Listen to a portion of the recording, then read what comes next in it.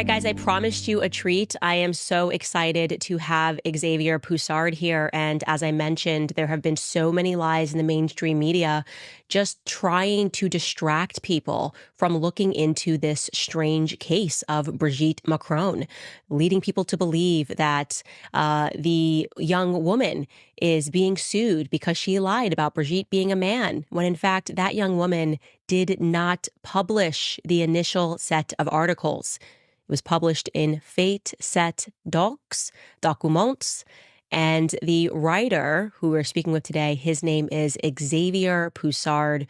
Xavier, thank you so much for joining me. I'll jump in right away with a question. How did you begin this investigation? Merci, Candace, pour l'invitation. Thank you for the invitation, Candace. First off, this investigation is just one. We're a confidential newsletter which is published in print. Essentially, our publication deals with news pertaining to powered networks, and we're also an archive center. In 2012, we opened a file pertaining to Brigitte Macron because the history surrounding her seemed very strange. At that time, Emmanuel Macron was appointed principal advisor to the socialist president François Hollande. Sorry, could you say there appeared to be some documentation? Et en accumulant de la documentation, nous sommes... Yes, as we accumulated documents and evidence, we saw that it didn't match the story of Brigitte Macron. At the time, there was an intense campaign by the media to promote Emmanuel Macron as a candidate against the right wing, and they were really promoting the character of Brigitte Macron as well. However, every time her story was told, inconsistencies kept emerging. The narrative in 2019 was that they had an age difference of 20 years and that she was Emmanuel Macron's French professor, yet a very gorgeous and beautiful woman, and that all the students were in love with her. This initial narrative that there is an age difference of 19 years, instead of incurring blame, the media stated Emmanuel Macron was almost of legal age. He was presented as this virile, promising, aspiring young man who was charming and seductive to this beautiful woman, and who had the right stuff to be head of state. Even with just that narrative, the age difference, it's very strange to think that the media would not have further questions, and yet they sort of presented this couple as a love story, a modern love story of a woman who left her family because she fell so in love with a student. But then you were able to determine that even the ages that they were presenting to the public were not correct of when they fell in love. Is that right? A senior journalist in French public television wrote a book proposing and confronting all the narratives about how they met. This included information that Brigitte Macron had been his theater professor, not his French professor, and that he was in fact 14 and she 39 when they initially met. So in essence, it was a case of an adult involved with a minor. After having gathered all published photos of Brigitte Macron, we concluded that there was no clear continuum of her physical appearance throughout the years. The press touted many members of the Trogneau family, Brigitte's family, to the French electorate, comparing them to the Kennedys, and not just a family of chocolate makers from Amiens, north of Paris. All the biographies published emphasized the members of the family, for the simple fact that Macron is a technocrat. So to balance this, the media was selling an image of a family which was really grounded in the country, grounded in real France. Mais le problème, even with all this, we discovered that there was one brother, Jean-Michel Trogneau, who did not appear in any of the biographies. I asked all my contacts, do you have anything on Brigitte? And in particular, one of my contacts, who is a civil servant, looked at me with a grin and said, "He's a man." Well, if this is true, then who is this man? So the official biographies should be rewritten. One of my contacts told me about Natasha Ray, a journalist who was able to explain and establish that Brigitte is a man. I contacted this Natasha Ray, and it turned out she was not a journalist, just a concerned citizen who, like me and like others, had asked questions about Brigitte Macron and who had compiled evidence and had started from the hypothesis that it was a man. While looking at the material, she had found in the family photo a little boy who was this hidden brother whom I had already identified but hadn't yet matched a face to, and who was indeed Jean-Michel Trogneau. So we agreed that I would publish her findings in this investigation.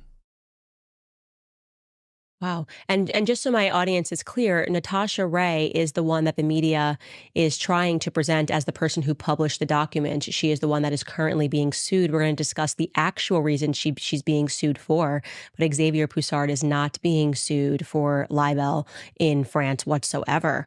So you start to gather these documents and you start to realize the pictures coming together.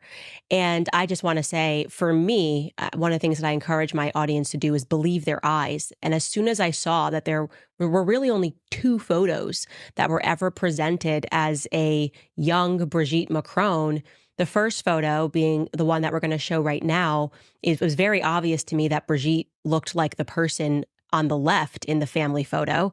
And this is the first photo that we see. We're told that Brigitte is the person that's sitting on her mother's lap, but it's very clear to me that Brigitte looks exactly like the person on the left. And that was before I read the Jean-Michel Trogneau thesis. And then they presented this second photo, which is very clearly a recolorized photo, which looks exactly like Brigitte's daughter, who he fathered, Typhon. And I just thought it was amazing that they were trying to pass off these fake photos, which is bizarre. So the legend, as you were just explaining, is that, oh, they fell in love when they were in school. It was lovely. Things went on. Brigitte's from a small town in Amiens. Her family were in the chocolate industry. You read this biography, you start realizing none of this is real. What did you do? What did your paper, rather, that you presented to the public discover or not discover about Jean-Michel Trogneau? Who is Jean-Michel Trogneau? Alors d'abord sur la photo de Tiphaine, sur la photo présentée comme la communiante. First, on the photo of Tiphaine as the communicant, we cross-referenced this photo. Now, this photo is indeed Brigitte Trogneau, and this is where it becomes interesting. It is a fact that Jean-Michel Trogneau is an individual who calls himself Brigitte and has assumed the identity of his younger sister, Brigitte Trogneau. I'll summarize my conclusions from this as follows. The girl in white, the communicant, is Brigitte Trogneau. The central problem is that Brigitte, this so-called Brigitte, is not Brigitte Trogneau. It's her brother, Jean-Michel Trogneau. As soon as we started working with Natasha, she was immediately taken into custody and detained in a police station for this investigation. At the time, we did not have enough evidence, and so we relayed her hypothesis, which was partially false since we didn't have all the evidence. After the publication of these documents, all the proceedings in the trial against Natasha Ray target a video that she made herself on the channel of a clairvoyant. And actually, all the prosecutions are based on inaccuracies which are due to the fact that Natasha Ray is not a journalist and not well versed in media rules and regulations. So after the first phase in 2021, from 2022 up until 2024, we continued our investigation and we were able to collect 5 exclusive photos of Jean-Michel Trogneau from the past, all in coherence, proving that Brigitte Macron is Jean-Michel Trogneau, and we were able to recover and compile 4 exclusive photos of Brigitte Trogneau. Of course, these are not of the public-facing Brigitte Macron. Donc, pour résumer, from these, the age difference is actually greater. Initially, he was 17 years old and met someone who was 36, then 14 and 39 respectively. But it is in fact a 14-year-old boy who initially met someone aged 47. Wow. This case is clearly about the abuse of a minor, as well as impersonation or identity theft. I'm not looking at this from a moral perspective, but rather from a legal one. In my newspaper, our methodology is a time-tested and solid one. We accumulate evidence and cross-reference it, so I assert to the public that Brigitte Macron is a man named Jean-Michel Trogneau, who was born on February 11th, 1945. Sorry, give me that date again. 11th of February, 1945. Of February 1945. And I just want to clarify. So you are saying that the legend, which was sold to the public, that a 17-year-old boy or young man fell in love with his 34 or 36-year-old teacher, is fictitious. And the truth is that Emmanuel Macron was only 14 years old, and Brigitte Macron was how old? Are you saying 47? 47. 47. So she was 47 years old when they met. So in this case, it was roughly 6 years before Brigitte met Emmanuel Macron when he was 14 that she, Jean-Michel Trogneau, in reality, started to live with her sister's identity. 6 years before, he used a fake identity. Wow, explosive. So one of the things that I found very interesting was this story to me is such a huge story that when I actually read through your documents and saw all of the proof, it's undeniable that Brigitte Macron was born a man. And yet when you presented it to the public, and similarly when I presented it to the public, I would think the media would jump on this and begin their own investigations, but instead the media attacked it as a lie and as a conspiracy theory. How were you treated when you published the documents? I mean, and by the way, I just want to say, unbelievable that the state detained Natasha Ray before you had even published it. But once you did publish it, what happened in France? Alors la réaction a été... The reaction was immediate. First, Natasha was detained for a day on the presumption of a misdemeanor, and it was probably because my cell phone was tapped. My webmaster was also arrested in France, but I was not, as I was careful not to be in France at the time. After the publication of the first part of the investigation in 2021, all of our companies underwent a tax audit, the usual harassment procedure. There was a tax control on my companies, and once this case was published by Natasha and her psychic, all my bank accounts, personal and professional, were closed without explanation. Okay, so just to get that clear, so I want to make sure I get this right. So Natasha Ray was then immediately detained for a day, and then they launched a tax investigation on who? All my bank accounts, professional and private, were closed. Wow. And there was a strange ambiance in this case, a French ambiance in this case. For example, a journalist in Libéral of Lopes, which is a weekly publication of the group Le Monde, it's like the New York Times. It's a liberal left woman who said, okay, this is fake news. And first of all the pieces she discovered arrived at the same conclusion we had. Mm-hmm. And then she was followed by the Secret Service in a hostel where she had a meeting with Natasha. So it was a very strange thing. It's like in your United States with big corporations. In Paris, there is an expression that says, Brigitte is untouchable. And in fact, one humorist who was on national TV in France was fired for saying Brigitte was abusing and oppressing a student because Brigitte and the government just have so much power. And a lot of journalists are afraid to cover this case. And due to the nature of the case, it involving a minor and abuse, many people aren't comfortable pursuing it.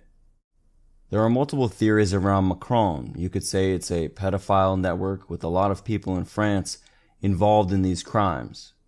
For example, the French Department of Justice is run by Eric Dupont-Moretti, who is a lawyer famous for the Procès du Trois case, where 12 children were victims of sex crimes, but he got all the accused abusers off and they are now free. Mm-hmm. Another example was an incest case where he obtained plea deals for the defendants and really advocated for organized crime groups and these pedophile networks. And there's a lot of people like this around Macron. For example, Jack Long, who is the chair of the Arab World Institute, was involved in the Epstein case.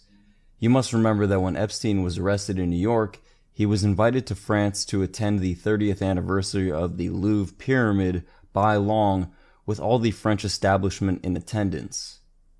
You must also recall that Ghislaine Maxwell is originally from France, so is Jean-Luc Brunel, so there is an aura of pedophilia surrounding those in power in France under Macron and under Brigitte Macron, and all the journalists know, but they don't say anything because they're afraid to lose their jobs.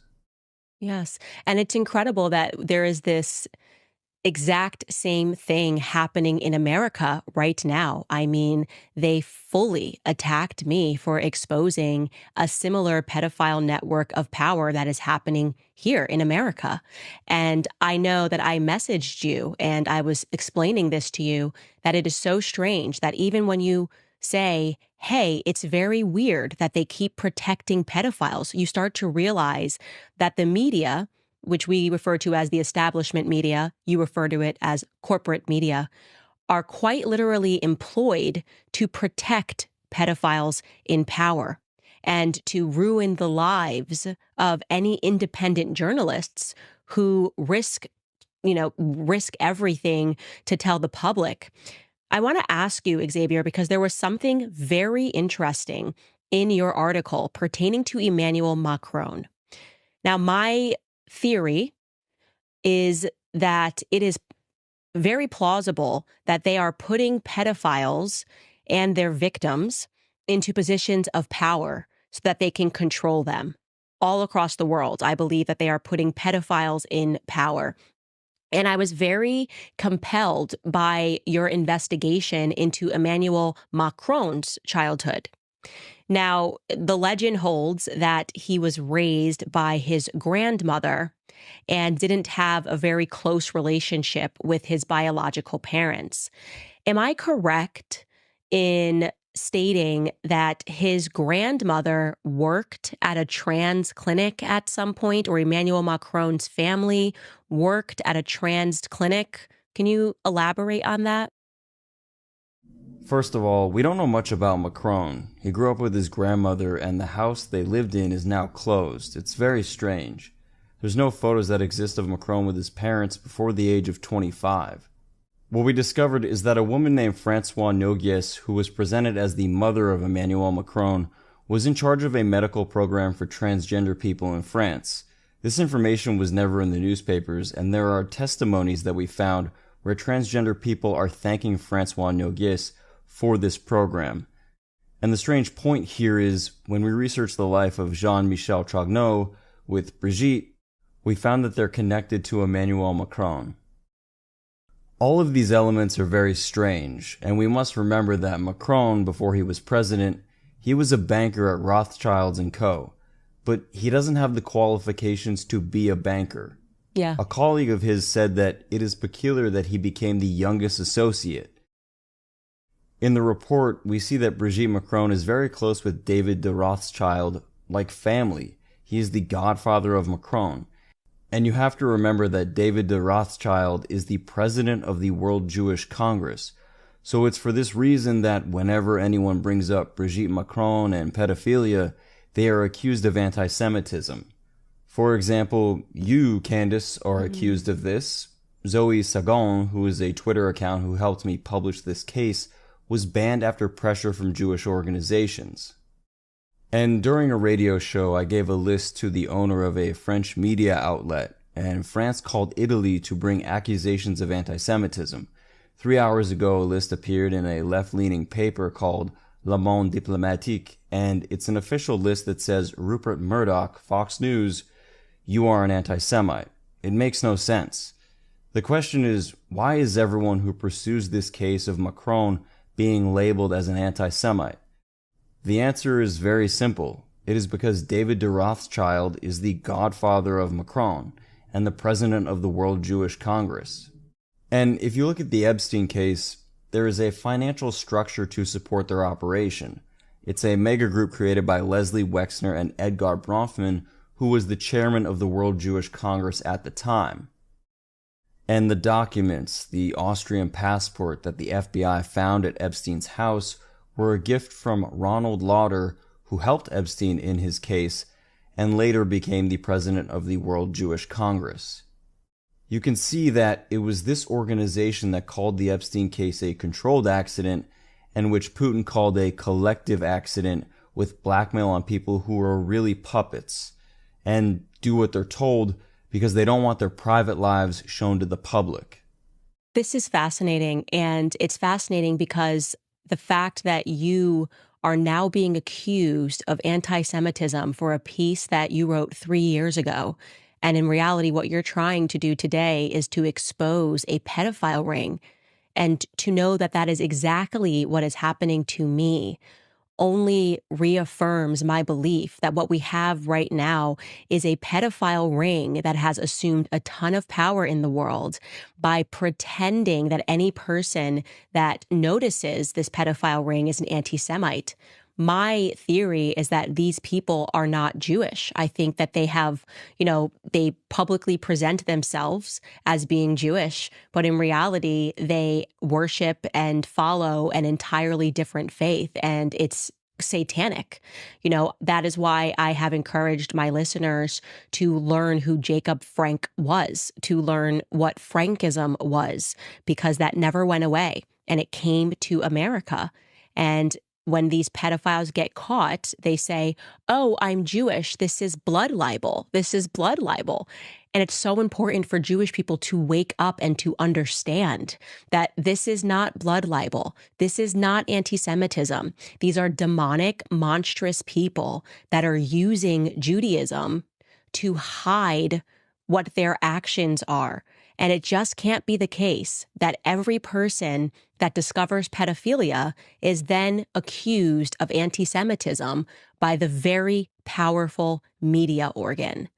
So I want to ask you about Téphane now, the daughter of Brigitte Macron, because Téphane seems to be the only person in Brigitte's family that will lie for Brigitte. It's very public, Téphane. What is the actual relationship between Téphane and Brigitte? Did Brigitte father Téphane?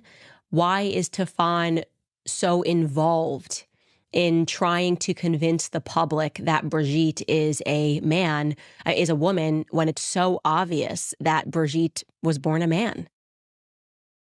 First, to finish on this point, you are Catholic, Candace, and you have to remember what is written in the Book of Revelations. They say Jewish, but they're not really Jewish. They are a satanic synagogue. So this text is important. Tiffany Ozier is the niece of Brigitte. She's the daughter of Brigitte Trogneux, and legally she is the niece of Jean-Michel Trogneux. They didn't change the story. It's just misdirection. When I studied the Epstein case, they used a lot of misdirection, like when you watch something by David Copperfield. It seems to be very complex, but at the end, it's a very simple thing. It was just a switch in identities. In the mid-'80s, a brother takes the identity of his sister. That's it. Then we observed something strange about Tiffany Ozier. She was a lawyer in the north of France, and when we pursued this case, she suddenly wrote a book and became a writer and increased her social status. And her sister, who was a renowned cardiologist in Paris, suddenly became a contemporary artist in the style of Jeff Koons. She has associated her art with Jack Lang, who is friends with Macron and was friends with Epstein. It's the same Jack Lang we mentioned earlier was connected to these famous pedophilia cases in France. Her social status is also increasing. Yes, very strange. And so your belief is that the sister, the real Brigitte, which we see again in that family photo, sitting on the lap, which looks nothing like Jean-Michel Trogneux and nothing like Brigitte Macron, do you believe that Brigitte Ozier is still alive? This is why I think this case is a difficult one, because it's about a family secret. You have the Trogneux family, who is very important in the town of Amiens, and then there's the Ozier family, who are very important in the French intelligence community. I called a lot of people in the families about this, and nobody wants to comment on it. No journalist wants to write a book uncovering this secret or investigating these families, it's very strange. There also seems to be an element here, and of course, in my research of learning about what the Frankist satanic cult believed in, was incest, and a word known as apostasy. Well, apostasy meaning that you convert into other religions falsely, so you pretend to be Muslim, you pretend to be Christian, you pretend to be Jewish. But in reality, what you are is you worship Satan, and they believe in incest. So Jacob Frank had sex with his daughter. I don't know if you know this, but the Frankists first went down into France. And this Junius Frey was actually Jacob Frank's nephew. I don't know if you knew that. So this religion, Marie Antoinette as well, they were actually Frankists, and they believed in incest and pedophilia. And when I see that picture you brought up earlier, Jean-Jacques, when I look at that picture of him, who you believe was fathered by Jean-Michel Trogneux, he looks like Emmanuel Macron. Jean-Jacques has a facial similarity to Emmanuel Macron. They look like relatives. Do you think that part of the family secret could be incest? Obviously, we're just, theorizing here. To continue on this point and the background of incest surrounding this case, Brigitte was very close with a man named Olivier Duhamel. He's the president of Le Cercle, a secret social club in France that's important to the techno structure.